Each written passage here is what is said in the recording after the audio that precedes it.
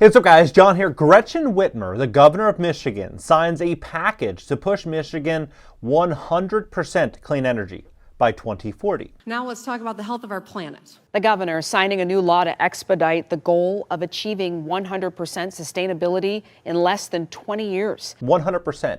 But what many people don't realize is more than 20 states, including California, Louisiana, and New York, have adopted energy targets that aim to eliminate or offset emissions over the next 2 decades. So the reason I show this to you is because this is going to change real estate as we know it. Buyers just keep marching into the jaws of destruction. Climate change is going to be factored into how people think about housing. The only people who have figured it out are the actuarialists. If you own a property, that's going to change. You're going to have to likely do some type of upgrades to this property to get it off of fossil fuels, to get it onto clean energy. If you're a renter right now, I believe you're going to be able to see a situation in the very, very near future where home sellers are going to be distressed because of these upgrades, and you might be able to buy a property or two because of this. We're witnessing the greatest wealth transfer in American history unfold, and it's already law. This is happening. This isn't an opinion. In this video, I'm going to break it down. I'm going to show you exactly where this is happening, what you should do about it, and what's going to be coming soon. Please hit the like button. When you hit the like button, YouTube will share this content to educate more people about what's going on in America. And if you'd like to fix your credit, we'd love to help you at my company, GreatCreditFast.com. That's GreatCreditFast.com. If you have late payments, medical bills, charge-offs, foreclosures, bankruptcies, repossessions, any negative item on your credit report, go to GreatCreditFast.com. Click the link in the description. Just those videos, schedule a free strategy session. So take a look at some of these governors. You have Governor of Arizona, California, Colorado, Connecticut, Delaware, Guam, Hawaii, Illinois, Louisiana, Maine, Maryland, Massachusetts, Michigan, Minnesota, New Jersey, New Mexico, New York, North Carolina, Oregon, Pennsylvania, Puerto Rico, Rhode Island, Vermont, Washington, and Wisconsin. So these are some of them that have already signed on to these pledges. And so when you look at how this is going to change everything, it's really quite unbelievable. A lot of people aren't going to be able to wrap their head around this. So Governor Gretchen Whitmer signed a law sweeping climate energy package Tuesday, making Michigan the second swing state to go 100% clean energy by 2040.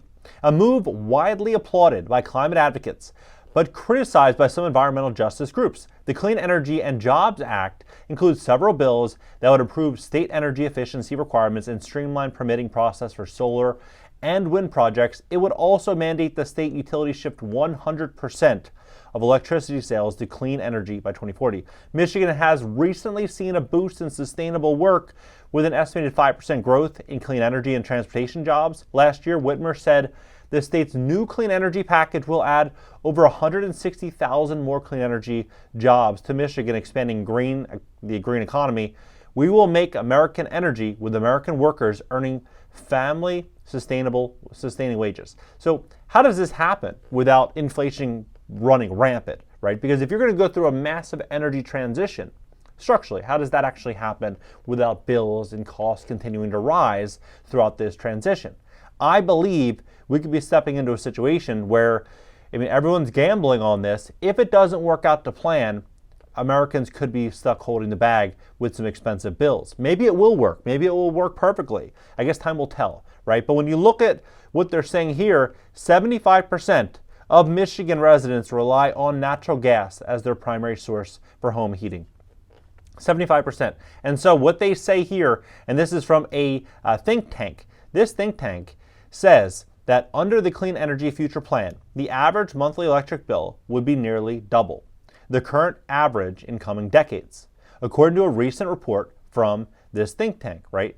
They say the report further warns that overall grid reliability would be severely diminished under the plan. The biggest thing is prices are going to go up, reliability is going to go way down, and people are going to be left sitting in the cold in Michigan in January, like our modeling shows, for as much as 61 hours without electric service because of these plants. We will see. That is what one think tank is saying. I guess we'll see what happens. But when you look at some of their donors for that think tank, you have some pretty big names. The Koch brothers, right? Multi-billionaires. They own the most successful privately held company in America. You have a lot of, you even have the Walton family here. You have, Walton family is right, let's see here. ExxonMobil, right? You have ExxonMobil, and then you have the Walton family right here. Walton Family Foundation, $300,000. So you look at this, you're like, okay, maybe they're right. Maybe they are, maybe they're not. But let's see what's going to happen with real estate. Because I've been talking about this coming for quite some time. Some people thought, maybe it'll happen, maybe it won't. I promise you, this is going to happen. And you have to ask yourself, how are people going to be able to afford it when they pay top dollar for their properties in many cases? Taxes and insurance are continuing to go up, and the cost of capital is through the roof. They're not going to be able to, right? They're not going to be able to. They say that lower household energy cost, however, could cost $145 per year. So lower household energy costs by $145 per year. So about $10 per month. Improve reliability and create 160,000 good paying jobs. So $10 a month, maybe that's something for some people. Maybe, that's not much for a lot of people. But when you look at this and you see kind of how this whole situation plays out, you're going to see that we're going to see a massive, massive transfer of real estate in the coming few years. Because this is not going to happen overnight. It's not going to be like a quick, flip the light switch off type of thing. It's going to be gradual. Every quarter, every month, every year, it's going to get harder and harder and harder. And the requirements are going to continue to get more and more challenging for money to hold on. So it's going to be those that can afford these upgrades are going to be able to hold on. Those that can't are likely going to be forced to sell. So look at this. Michigan Governor Gretchen Whitmer signed into law a package of climate-related bills this week, putting into motion plans state leaders say will set Michigan apart from other states in energy, job creation, and more. They quote the same thing, $145 per year is what it could save with 160,000 jobs. They go on to say that, this bill, right, by 2030, Michigan will reduce 50% of its energy from renewable sources, 60% by 2035. In New York City, for example, they have Local Law 97. Very, very, very ambitious goal that they have set for that city. And if the property owners do not issue these upgrades, moving things, the heat pumps, and doing these upgrades, they're going to get fined millions and millions of dollars. Now, I talked about this, 2 years ago, saying this is going to come. I even covered this article here. This is from 2021. Ithaca, New York becomes the first U.S. city to become 100% decarbonization of buildings. Now, when you look at what they're saying here, they say heating systems, including water heating and spacing heating, a big driver of energy use in residential and commercial buildings, and are targets of climate projects, as well as insulating and lighting. In cities with less population growth, there will also be a larger share of legacy buildings in need of upgrades rather than new construction in booming population hubs. And many lower income communities often include buildings with neglected energy efficiency standards, a task of central and business mission of Ithaca operational partner Block Power. Now, Block Power, they have some of the biggest donors. You got Bezos and a lot of really, really, really wealthy people investing in Block Power. But when you see this, it says, local governments are best positioned to lead on buildings. What are the odds, right? What are the odds? Now, look at how this is set up. Local governments are in the best place to tackle building issues because many existing policy structures given them the majority of the oversight in regulating buildings. A big reason why cities have really emerged as leaders on decarbonization, particularly with buildings, is traditionally land use and development has been more in the realm of state and local governments. They set the building codes, they have the levers, said Elizabeth Beardsley, Senior Policy Counsel at the U.S. Green Building Council. The cities are feeling local impacts from climate too, and it is becoming more tangible and motivating. They are feeling the impacts and knowing that they have the levers to use.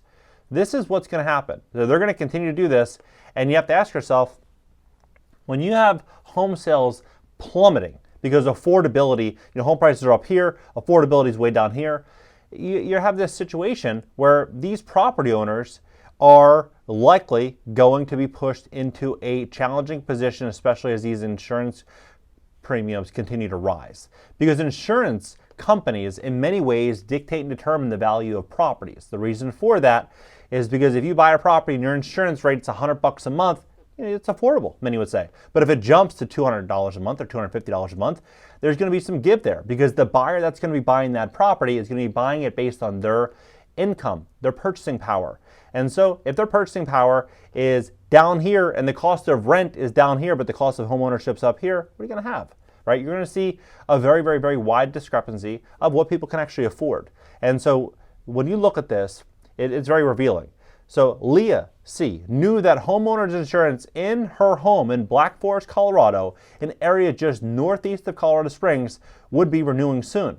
But when she opened a new bill, she thought she had misread the number. I called them to see if that was a mistake. Looking at the itemized numbers, Leah found that her annual property insurance premium renewal jumped 124% from $3,700 to $8,300, even though she volunteers at United Policyholders, a nonprofit that advocates for homeowners insurance policyholders. After major disasters, Leah had trouble believing her eyes. I was like, oh my gosh, is that a 3 or an 8? These increases in homeowners insurance premiums aren't uncommon. According to data from online insurance marketplace Policy Genius, premiums rose an average of 21% from May 2022 and May 2023. To put that percentage in terms of dollars and cents, the average home in Arizona which cost $826 to insure in 2022, requires $1,038 in 2023, a jump of 26%. And homeowners insurance isn't just getting more expensive in some parts of the country, it's also harder to find as major providers change where they're willing to underwrite policies. In late May 2023, State Farm General Insurance Company, State Farm Providers and Homeowners Insurance in California, the largest writer of homeowners insurance policies in the state by direct premiums in 2022, announced it would cease accepting new applications, including all business and personal lines of property and casualty insurance, according to a press release. And in Louisiana, 22 insurers have either gone insolvent or say that they would be withdrawing from homeowners insurance market in the past 3 years, according to NOLA.com. Now, when you look at this, what I believe we're seeing is a massive rug pull on the entire real estate market throughout America. We're going to see costs continue to rise, and we're going to continue to see incomes and wages continue to fall as we start to move into an environment over the next, I believe, 2 to 5 years where automation, technology, a lot of these disruptions are going to come. And with these disruptions, you're going to start to see prices continue to fall, right? And prices falling, meaning a lot of things are going to start getting automated. You're going to start to see deflation in many industries. So if you have a lot of people dependent on these high wages to offset these high costs, it's going to be challenging, right? It's going to be challenging. However, if you're positioned correctly, I believe you are going to be able to go out there and buy 1 or 2 or 3 or more great real estate deals because you are going to know what's happening tomorrow today by subscribing to this channel. What do you think about all of this? Drop below, let's have a conversation. And if you'd like to fix your credit, we'd love to help you at my company, GreatCreditFast.com. That's GreatCreditFast.com. If you have late payments, medical bills, charge-offs, foreclosures, bankruptcies, repossessions, any negative item on your credit report, go to GreatCreditFast.com. Click the link in the description just below this video. Schedule a free strategy session. Catch you in the next video.